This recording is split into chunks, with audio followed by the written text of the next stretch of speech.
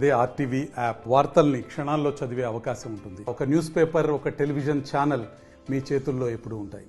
భారీ వర్షాలు కురిసిన నేపథ్యంలో ఉమ్మడి నిజామాబాద్ జిల్లాలో ప్రాజెక్టులన్నీ జలకళ సంతరించుకున్నాయి. ఇటు నిజాం సాగర్, అదేవిధంగా శ్రీరామ్ సాగర్ ప్రాజెక్టుతో పాటు పోచారం ప్రాజెక్టు, కళ్యాణి ప్రాజెక్టులు, కౌలస్నాల ప్రాజెక్టు, సింగీతం ప్రాజెక్టులు జలకళ సంతరించుకున్నాయి. అత్యధికంగా మంజీరా, గోదావరి ఉప్పొంగి పారుతున్నాయి. మహారాష్ట్రలో కురిసిన భారీ వర్షాలు, అదేవిధంగా కర్ణాటకలో కురిసిన భారీ వర్షాల వల్ల ఉమ్మడి నిజామాబాద్ జిల్లాలో శ్రీరామ్ సాగర్ ప్రాజెక్టు, ఇటు నిజాం సాగర్ ప్రాజెక్టు పూర్తి నిండుకుండలను సంతరించుకున్నాయి. దీంతో పాటు శ్రీరామ్ సాగర్ ప్రాజెక్టు భారీగా ఇన్ఫ్లో వస్తుంది. ఏట్ల ద్వారా ప్రాజెక్టులోకి నీటినైతే వదులుతున్నారు.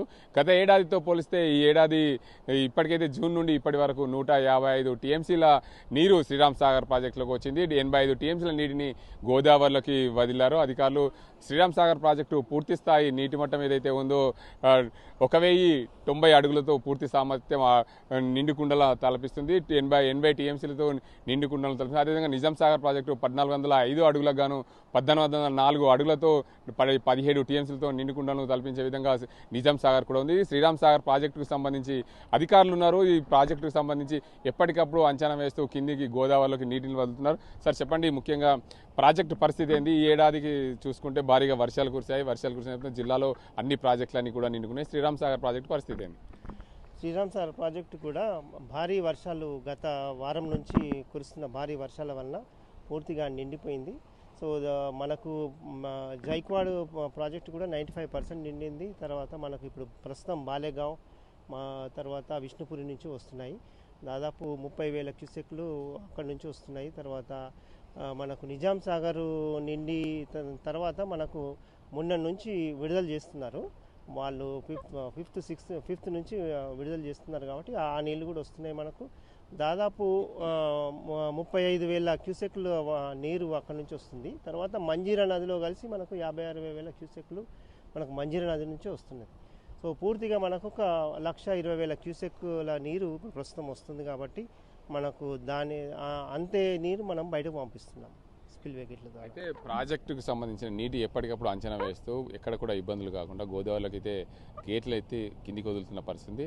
ఒకవేళ నీటి తగ్గింది కానీ హెచ్చు తగ్గులు ఉన్నాయని చెప్పి ఎలా తెలుస్తుంది? దానికి సంబంధించి భారీగా వర్షాలు ఏమైనా కురిసే అవకాశం ఉన్నాయి?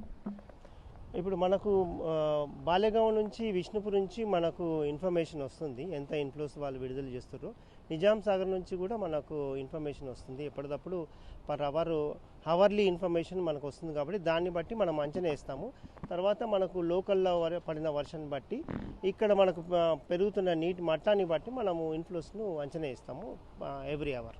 దాన్ని బట్టి మన అనుగుణంగా మనము మనము ఎన్ని క్యూసెక్ల వాటర్ను విడుదల చేయాలో వాటిని నిర్ణయం తీసుకుంటాం. ప్రతి సంవత్సరము వర్షాలు అయితే జూలై ఆగస్టు మాసాలనే ప్రాజెక్ట్ని అయితే గత 3 సంవత్సరాల నుంచి వదిలిన పరిస్థితి. గత చరిత్ర చూసుకుంటే ఎప్పుడు కూడా సెప్టెంబర్ మాసంలోనే శ్రీరామ్ సాగర్ ప్రాజెక్టు గేట్లు వదిలాం. ఈసారి కూడా సెప్టెంబర్ మాసంలోనే శ్రీరామ్ సాగర్ ప్రాజెక్టు గేట్లు వదిలి కిందికి వదిలిన పరిస్థితి ఉంది. అయితే మరిన్ని వర్షాలు పడే అవకాశాలు ఏమైనా ఉన్నాయా? దీనికి అంతకు సంబంధించి గేట్లు ఎన్ని రోజుల వరకు వర్షాలు పడితే కొనసాగే అవకాశం?